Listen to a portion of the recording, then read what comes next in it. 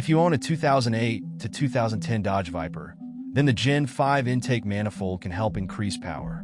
In this video, I'm going to show you how to install a Gen 5 intake manifold on your Gen 4 Viper. The first thing you need to do is acquire a Gen 5 intake manifold.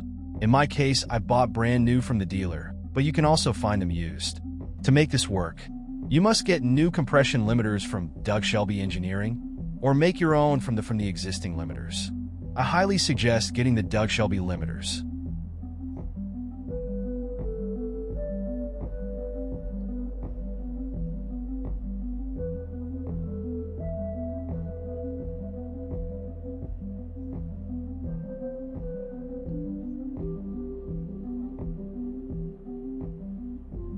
On the left is the limiters that come with the Gen 5 intake manifold. The ones on the right are the Shelby.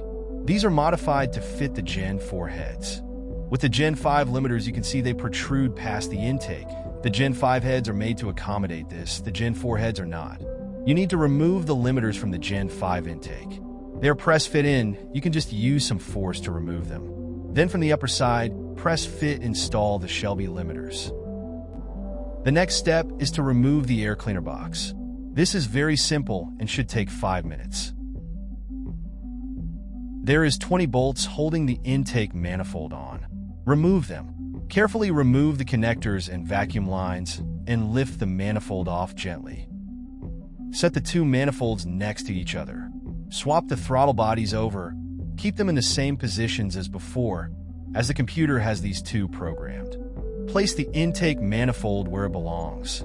Mark the bolts 1 through 10, going inside and out. That will be our torque sequence. Torque the manifold bolts gradually to 95 inch-pounds. Once all the bolts are torqued, go ahead and reinstall the electrical connectors, vacuum lines, and airbox. Start the car up, test for vacuum leaks, and make sure it's running correctly. Enjoy your new extra power. If this video helped you, please give it a thumbs up and subscribe so you don't miss future content.